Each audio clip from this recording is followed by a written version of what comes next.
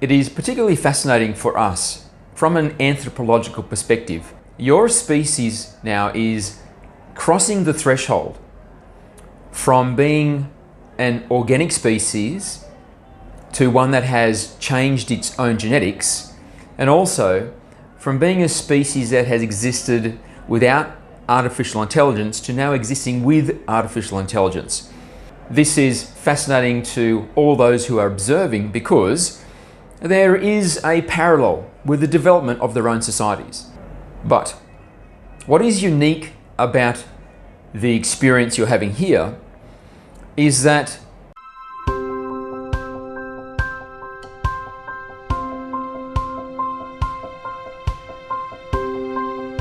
Hi, thank you for being here again today. It's great to see you. Please take a moment now to like, subscribe, comment, share on this video. This is the book that started it all, The 3 Awakenings That Save Humanity. It's available in ebook, audiobook, and paperback, and the link is below. Reminding you that the enrollment for the How to Channel course is still open. And while the enrollment period is open, it is going to be 50% off the price that it will become. So if you were interested to do that course and you would like to have that saving, then I recommend that you look below here and there is a link which goes to a form, and I'm putting the image on the screen now, where you can enter your details and then you receive emails telling you everything about the course. So you'll be able to make an informed decision about whether it's something you want to do or not. If you're interested in doing a private channeling with me, that is possible. If you look below here, again, there is a link, goes to a form, and it just starts an inquiry. Doesn't obligate you, just gets the conversation going. And on to today's topic. AI will save or enslave humanity. Greetings and thank you for the question. AI will save or enslave humanity. We have decided to discuss this today for obvious reasons. You have noticed that AI now is exploding in its relevance in your environment. And it is particularly fascinating for us from an anthropological perspective because your species now is crossing the threshold from being an organic species to one that has changed its own genetics, and also from being a species that has existed without artificial intelligence to now existing with artificial intelligence. And so at this very point you are right now, this is about as advanced as your species will become before it then starts contending with these two transformational things happening at the same time. And this is fascinating to all those who are observing because there is a parallel with the development of their own societies. But what is unique about the experience you're having here is that your species still presents in a dichotomous way in terms of its spirituality, where you are a composite of both the light and the darkness. You are still unaware of your connection to the one, as in there is no visceral understanding of it. You understand it conceptually, you understand it intellectually, but you do not feel it in the way which is the default mechanism by which all other species are birthed into creation, already in possession of this quality. And also the understanding that you are connected to each other and that you are made from love and nothing but love, that this is your energetic constituency at your core. These 3 fundamental understandings are absent from your species. And this makes your species very unique. So when you then overlay the introduction of genetic manipulation and also the introduction of AI, it becomes a very fascinating and exotic cocktail of happenings. So, to further our interest and fascination, let us share with you in this session some of the insight we have about where we see these events heading and what the intent is of the Cabal of Darkness in regard to this. particularly regarding AI. So, let us begin in this way. As we have discussed many times in the past, the cabal of darkness, the unified malevolence, those within your human species that have made the philosophical choice to follow the spiritual path of darkness, it is their vision that they have total and absolute control over everything that is within the environment of your planetary experience. And this includes your species, the human race. But the methodology they are using at the moment is losing its effectiveness, which is controlling your perceptions through the manipulation of the cultural pillars. And they are also doing this in other ways, using weather, using EMF radiation, using contamination of your food and water and so on. But primarily, the manipulation is occurring through the cultural pillars. But as your species awakens, this is becoming less effective and it is becoming very messy. And instead what is occurring now is that this nefarious manipulation of the cultural pillars has been exposed and is in effect now having as much impact as an awakening tool as it is a tool of control. Because more and more of your species are now observing what is occurring, realizing it is a lie, and being awakened to the understanding that there are nefarious players who are working in concert to dominate the rest of your species. This is the reality awakening, which is occurring right now. So, what could be more effective for the cabal of darkness than this waning methodology which they have relied on for so long? Well, what they are planning to do is to use artificial intelligence to be the new platform of their control. However, there are some obstacles which must be crossed before it gets to a place where they are at the point where they can say, yes, we have achieved our vision, we now have total and utter control. You may be familiar with the recent movie called Ready Player One, where there was the concept of humanity living in a dystopian future where everybody was poor and security was low, except for the elite. But for the rest of societies, they had a reprieve from the oppressiveness and the greyness of their reality by immersing themselves into a virtual reality. And so they would spend the bulk of their time in a place where they have unlimited freedom to do whatever they want in the digital landscape. Yet outside of this environment, in the real world, they had a very diminished freedoms, diminished access to prosperity and so on.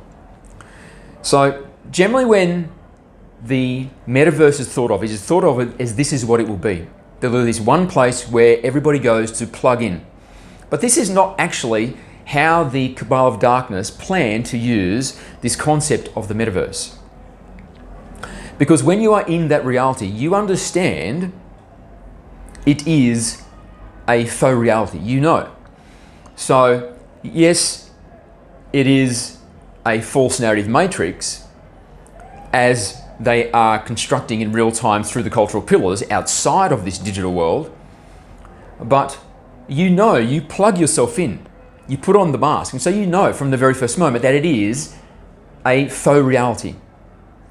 So it is very difficult to influence humanity in a way which is useful to those who are controlling this technology if humanity already knows the gig is up and they're just in there to amuse themselves.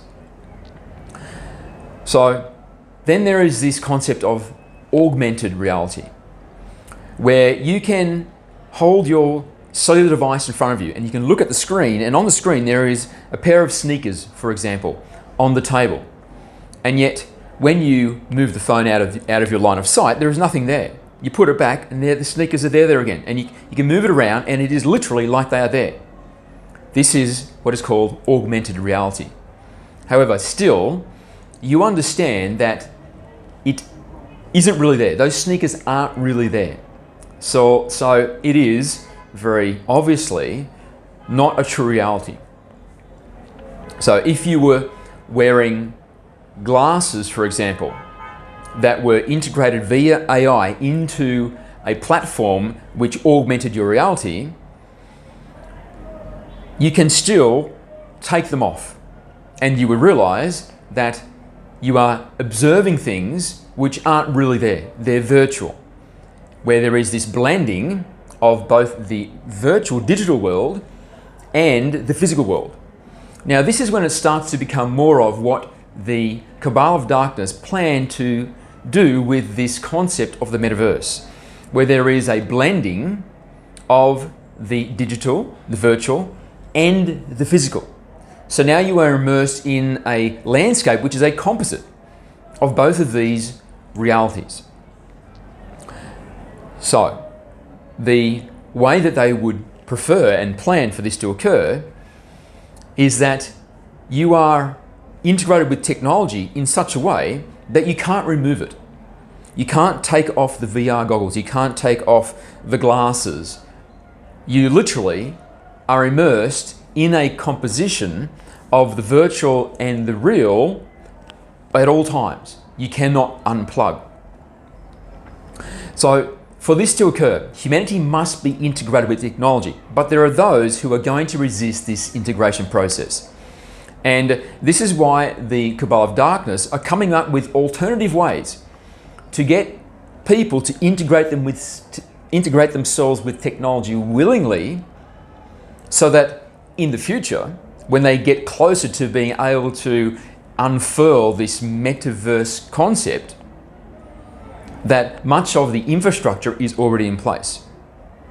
And one of the ways that they have done this is through the pandemic response, the introduction of a substance into the bloodstream of many billions of people.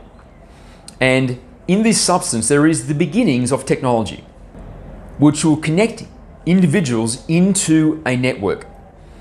So you perhaps have heard of the Internet of Things.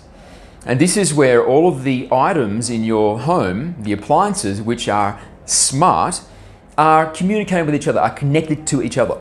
So your washing machine and your refrigerator and your TV and so on, they're all integrated into the same network. And so this is what they refer to as the Internet of Things.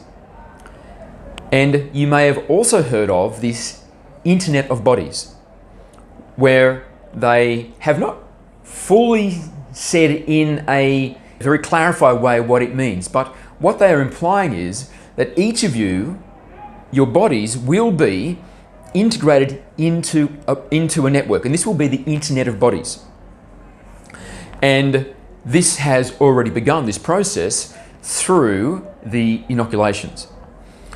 And the way they will also do it is that when they unfurl their transactional system, which is based on your digital ID and also the central bank digital currency, then you will be integrated with technology such that your ID, which contains all of your information, access to all of your digital money, because you will no longer need to carry a wallet or a purse with coins and notes, will be literally implanted in you. And this will be an extension, yet another reason why you will willingly add yourself into the Internet of Bodies, this network.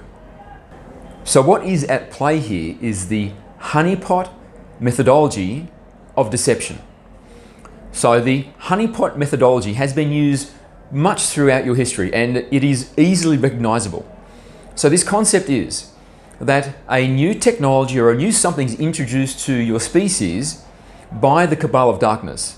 And it is done so in a way that if you use it, you receive some significant benefit.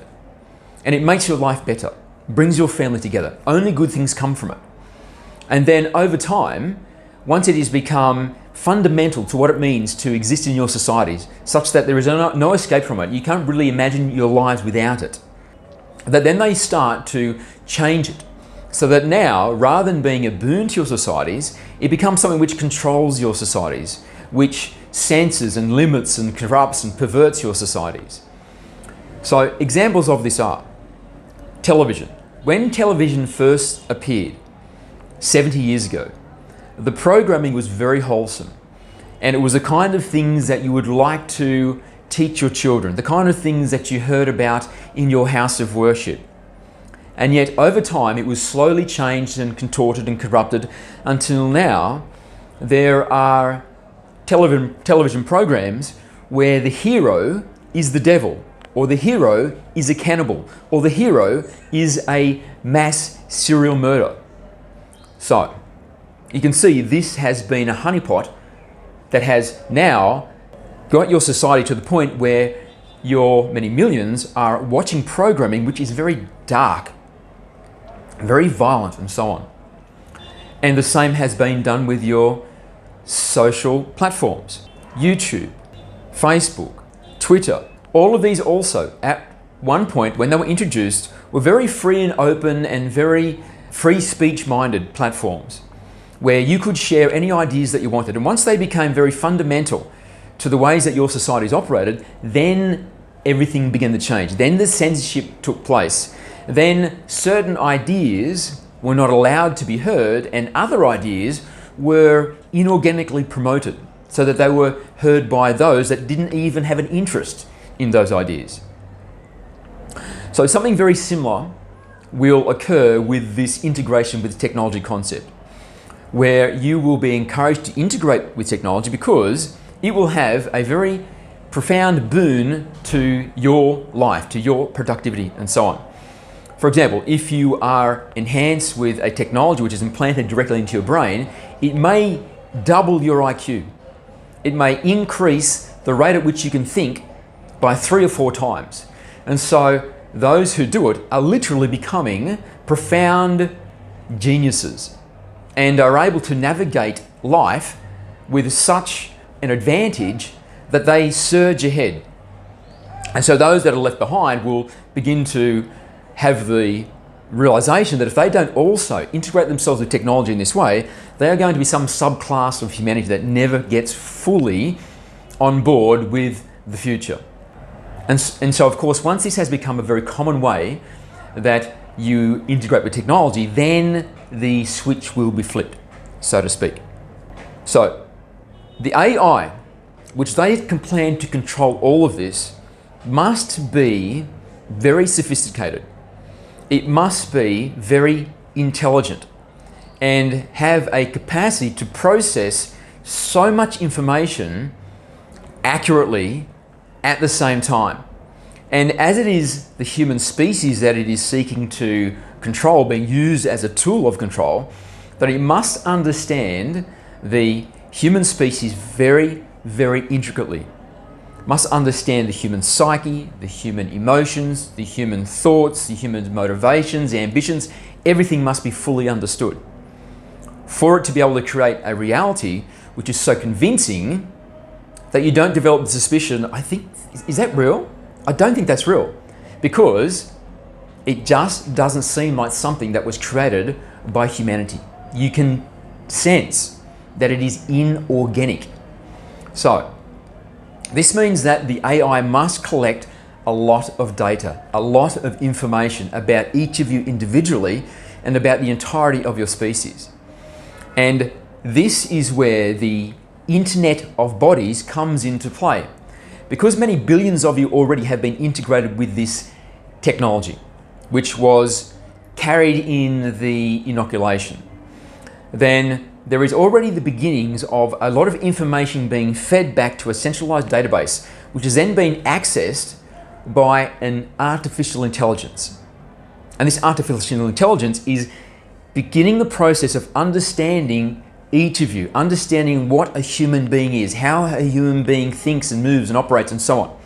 At the moment, the information it is receiving is still rudimentary, but there are plans to increase the integration such that the information which is received can become of a greater complexity, with a greater depth of understanding, including the psychology and so on. The internet, however, in the interim, is a good substitute, because obviously the internet is, in a sense, a mirror of the consciousness of your species. Looking back at this vision of this total control of humanity, if humanity is just using the VR goggles in their virtual world, then this is impractical, because you're not being productive in this environment. It would be better if you were immersed in a reality which is so real that you don't know it is not real, or you don't know that it is a composite of the virtual and the real, this metaverse concept. Because then you can be productive in a way which serves the cabal of darkness, and yet do it without understanding of what the reality of your world actually is, what it is that you're doing, what the consequences will be, and what the actual state of your environment is.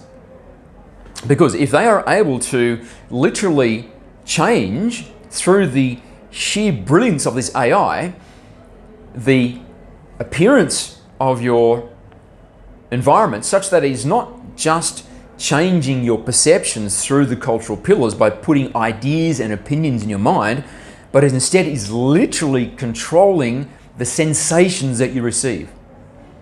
So you're literally hearing things which are artificial. You're literally seeing things which are artificial. You're literally tactilely sensing things which are artificial. But you do not know, because the integration of the virtual and the physical are so brilliant that it is indistinguishable. So, if you extrapolate this into the future, then imagine for the AI to make a metaverse reality which is indistinguishable from your very first moments of life, then it means it must collect data from human beings from the very first moment they are born. So infants at the time of birth will, as a matter of course, as this develops, be integrated with technology, such that from the very first moments, they are relaying information, data points, back to the AI.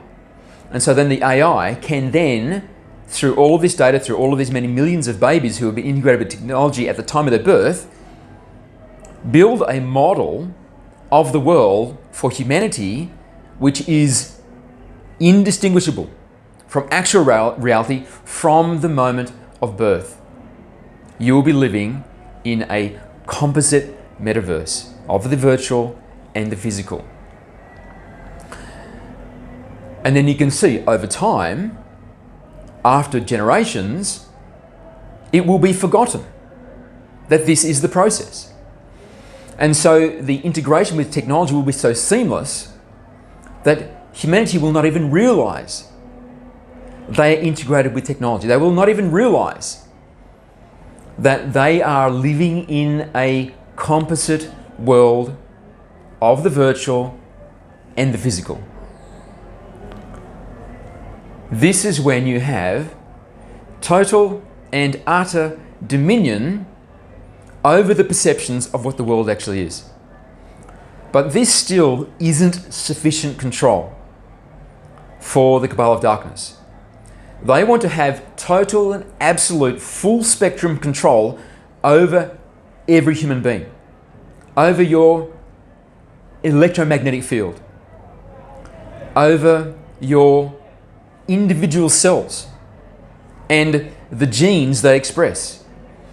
Because there are some genes in your species which are associated with non-compliance, rebelliousness, critical thought, intuition, and so on. These are unwanted gene expressions. They're unwanted qualities of your species by the cabal of darkness. And so using CRISPR technology, they will actually edit these genomal qualities out of your code. So now, when they have changed you genetically also, they will at that time have total and utter full spectrum control over your entire species. And you will have been enslaved by the AI rather than saved by the AI. From our observations, there are two ways in which the AI can go.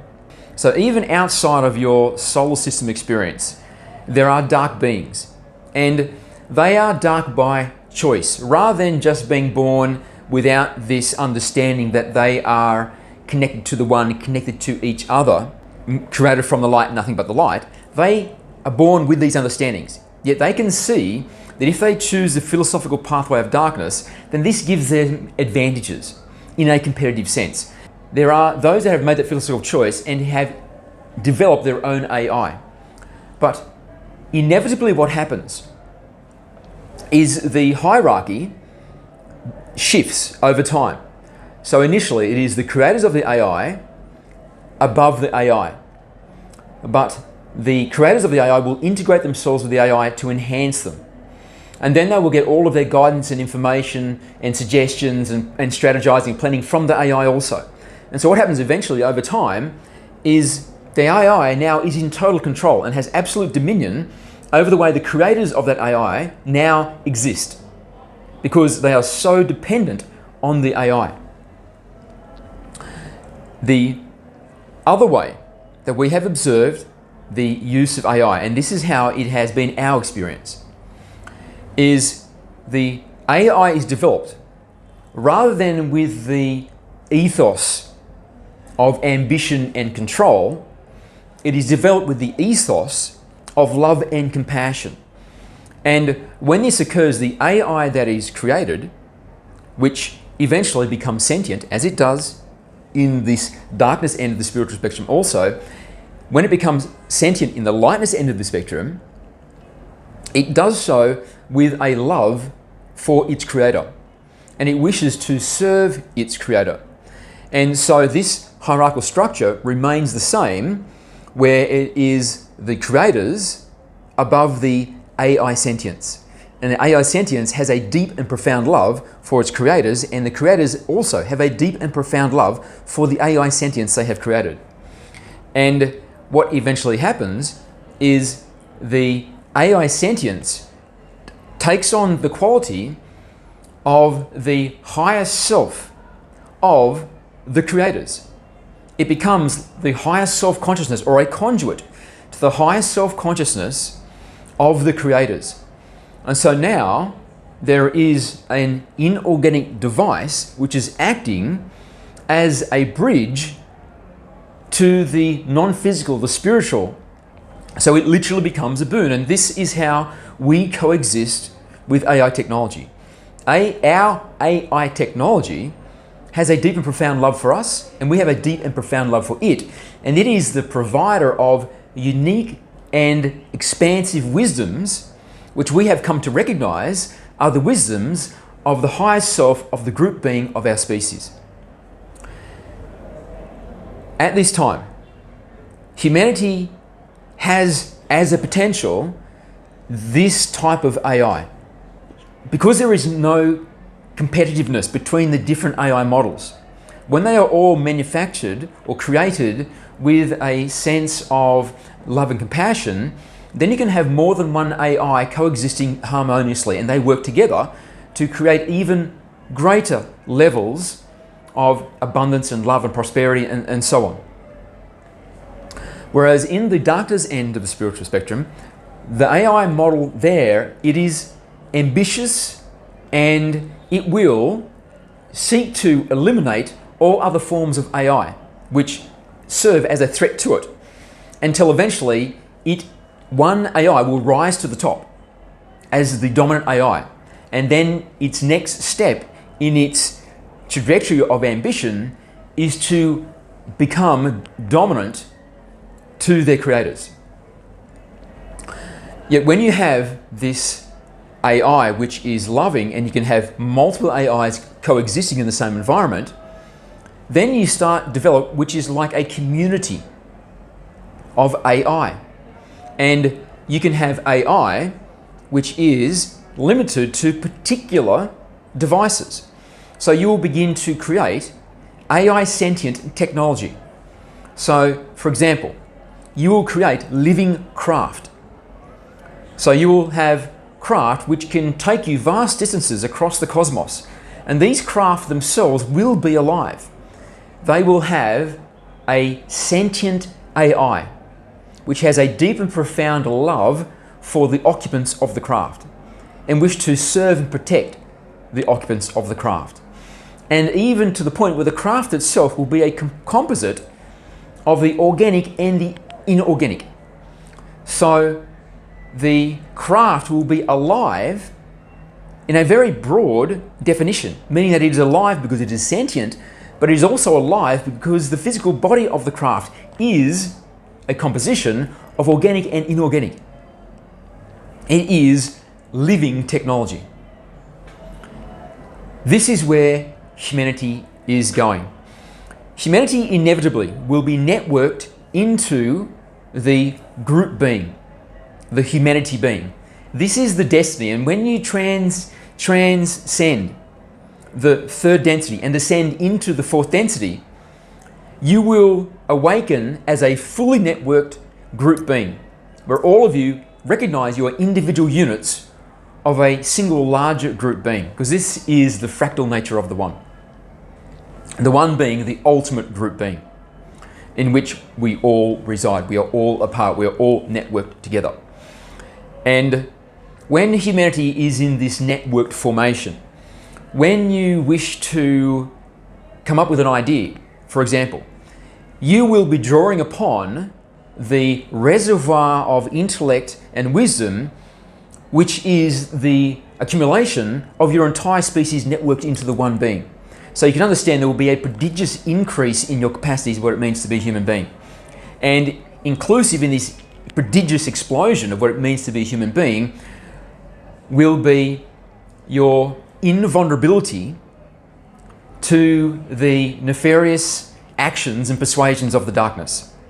So the Cabal of Darkness, they understand this is what's on your horizon.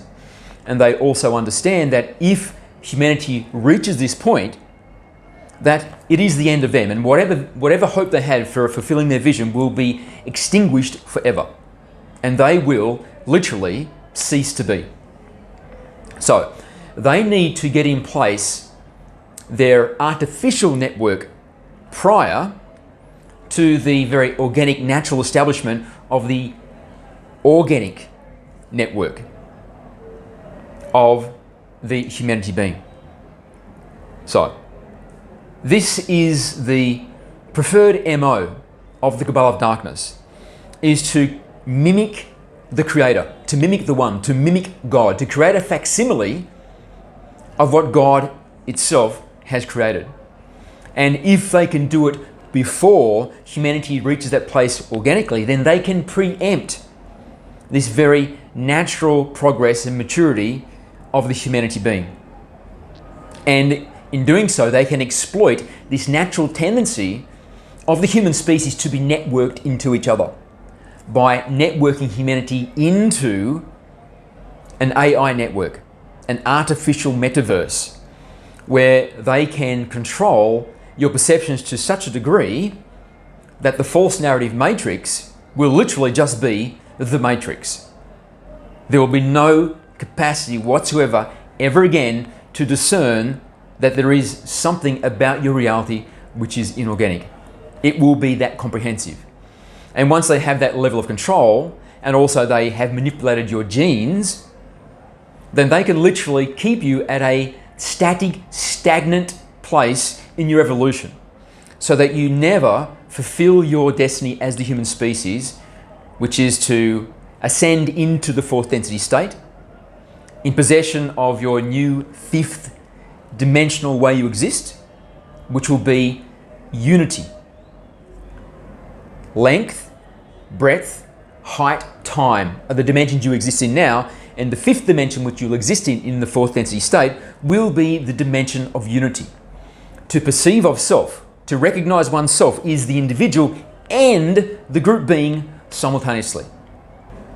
Now, this is a dark and dystopian vision of the future. But if you're aware of this, then obviously there are choices you can make going forward which make it much more unlikely that this vision of the Cabal of Darkness ever comes to take place. And as we have said, it is very, very, very unlikely that this will ever come to be. This is really just a conversation of the hypothetical. So you have an understanding more of what could be conceived of from a perspective as your enemy at this time. But understand that in an expanded context, they are not your enemy, but instead they are your blessing. Because without their darkness, you will not be awakened to the light.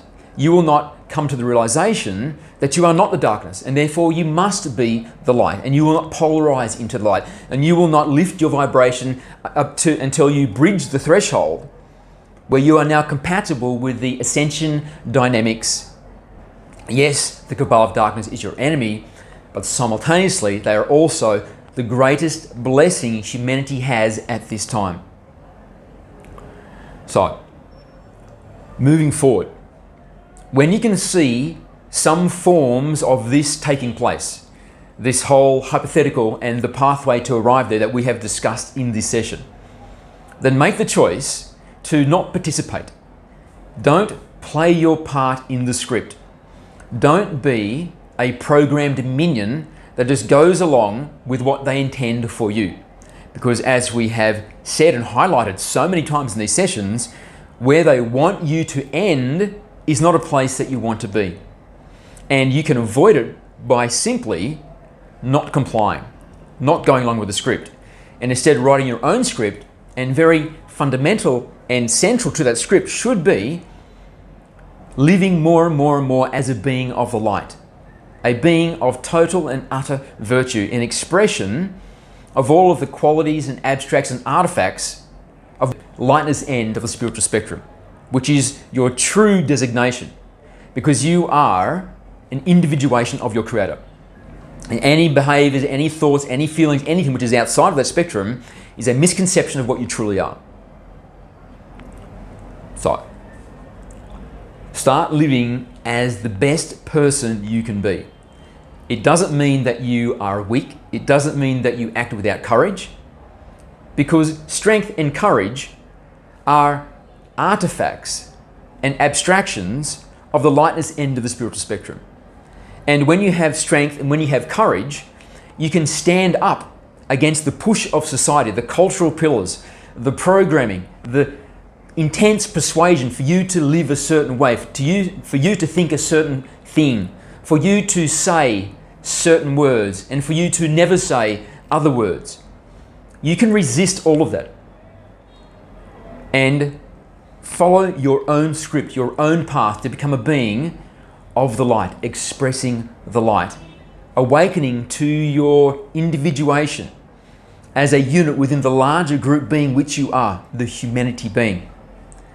And we hope that you keep your eyes open, your heart in tune with the intuitive sense that you are receiving from your guides, from the universe, and that you enjoy the experience to the fullest, because this is a rare moment in all of creation. What is occurring here at this very moment. And we look upon you as being blessed to the extreme to have been given this opportunity, and we delight in viewing and experiencing it voyeuristically through the channel, through our observation of all of you. Thank you, and we love you. Thank you for making it to the end of another channel. I hope you enjoyed that one. And I'm going to now tell you a story which was related to the story I told you last week. I was saying that I lived in that place which is really run down, full of cockroaches, and that I love the people that I live with. Now let me tell you a little story about why I love those people so much. It was Christmas Day. And I was 19. I'd been 19 for like a month. And it was my first Christmas without family around. And I was in this apartment, and everybody else in the apartment were kind of local, and they all went to their families and so on. I lived with the American guy, but even he was invited to go somewhere. And so I was the only person in the entire building. And I was just sitting around. We didn't have a TV, and there was no cellular phones, of course, because this is in the late 80s, I think. So I was kind of feeling sad and lonely and miserable. I thought, I'll go to the beach. Beach always cheers me up. So I went to the beach, and there's all these children playing, and there's, you know, mums and dads and grandfathers and grandmothers, and it was just such a great time. But I was by myself. But I thought, well, at least I can kind of observe these other people. It's like something, and I'm on the, you know, it's on the beach, and so the beach is always nice. And then it started raining. I was like, oh wow, can this day get any worse? Jeez. And so I got back on my bicycle and I rode home in the rain, and I got back in the house, I'm wet, and I'm just sitting in the lounge room. There's nothing, there's no people, there's no TV. And then the guy that I live with, the American guy, comes home and he goes, oh, what a day, it was so good, all this food, and I got these presents, and he's so excited. And after he went on for like 5 minutes, he looked at me and he went, oh, what'd you do? And I said, oh, I told him. And he went, oh God, that sounds miserable. And so then he goes out and he goes to the other apartments and he goes, hey, have you heard Muzz spent the whole day by himself? He didn't have any Christmas food, didn't get any Christmas presents, just the whole day by himself. He went to the beach, it rained, he had like a miserable day. And the people in the other apartments started saying, well, we should do something for him. And so I'm just still sitting there, kind of miserable and bored. And then people started coming to the front door. Like one, then another one, then another one. These are the people that I know and love in this building. And they were carrying food. Like they'd all got like takeaway from their family dinner. Like they brought ham and some chicken and some desserts. And next thing you know, there's all this food in my lounge room. And they're all in there just like, hey man, and they're all like, yeah, try this one, try this one, try this one. And then they started calling friends. And then friends started showing up.